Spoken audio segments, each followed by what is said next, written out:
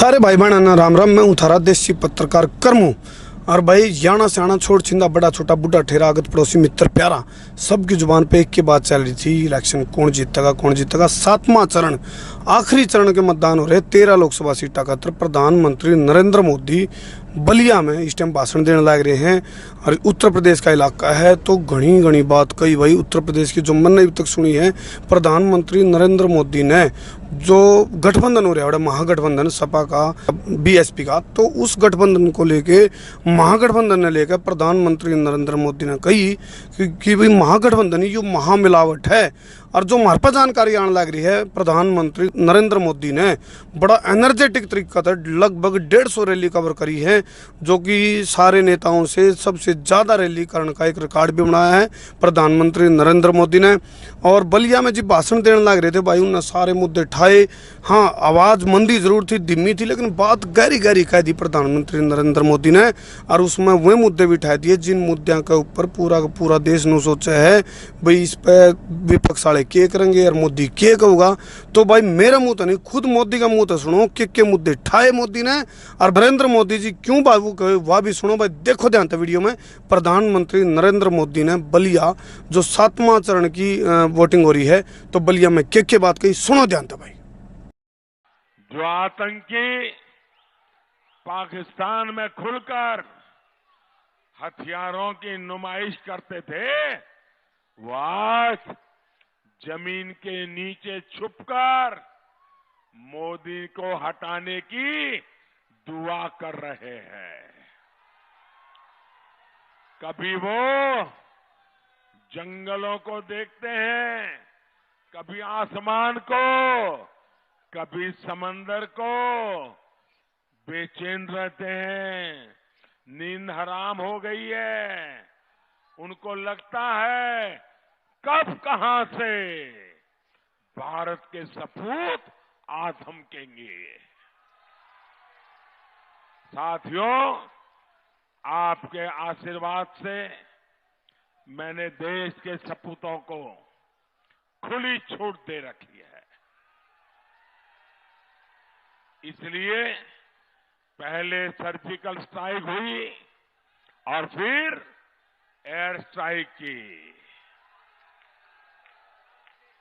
आज आतंकवाद के खिलाफ लड़ाई को हम सीमा के उस पार लेकर गए हैं।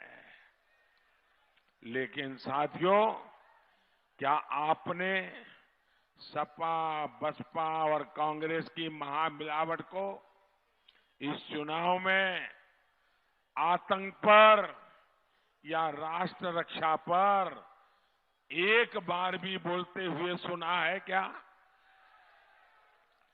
वो तो सिर्फ सपूतों के शौर्य पर सवाल उठाते हैं और पाकिस्तान के नापाक सपूतों पर विश्वास करते हैं। साथियों, जो लोग गली के गुंडों तक पर लगाम नहीं लगा पाए, वो आतंकवाद पर क्या लगाम लगाएंगे?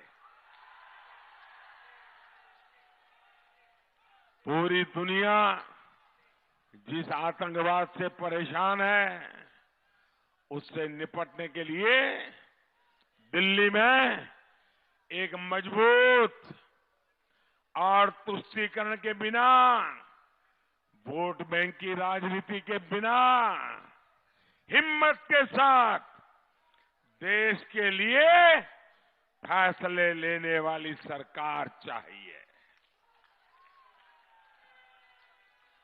भाई और बहनों, सबका साथ सबका विकास हमारा मंत्र है और सबको सुरक्षा, सबको सम्मान, ये हमारा प्रण है। इसी पर चलते हुए पूर्वांचल और पूर्वी भारत के विकास पर हमने विशेष ध्यान दिया है। विशेष तौर पर कनेक्टिविटी को सशक्त किया है।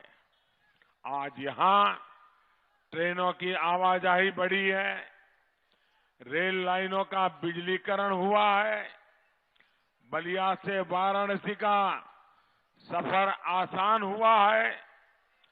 जब कनेक्टिविटी अच्छी होती है तब उद्योगों की संभावनाएं बढ़ती है। साथियों, हमारी सरकार ने मोबाइल कनेक्टिविटी पर भी बहुत जोर दिया है। मोबाइल फोन आज घर घर पहुंचा है, जिसके कारण भोजपुरी गीत, संगीत और सिनेमा को भी बहुत लाभ हुआ है।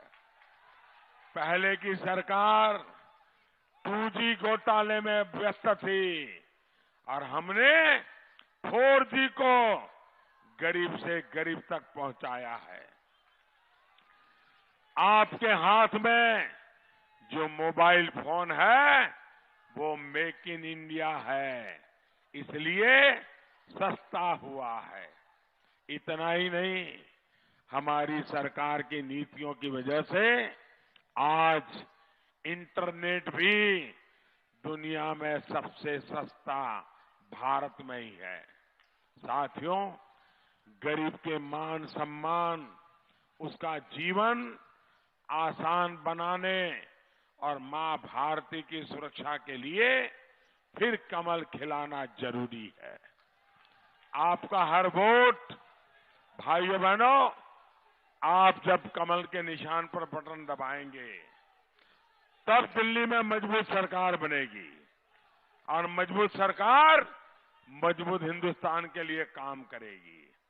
आपका हर एक वोट जो कमल के निशान पर दबाएंगे वो वोट सीधा सीधा मोदी के खाते में जाएगा।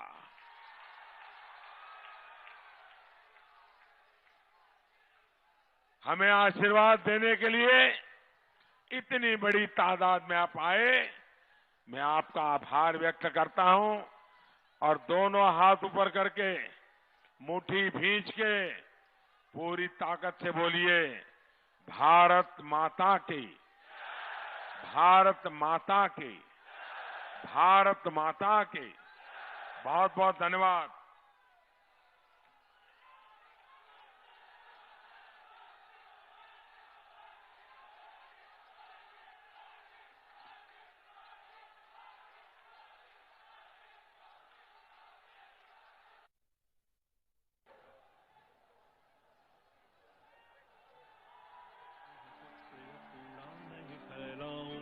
भ्रष्टाचार काले धन को जड़ से यूं मिटाऊंगा। मैं नए भारत की कल्पना,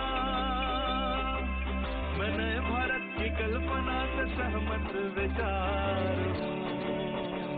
हमें दिखाओ कि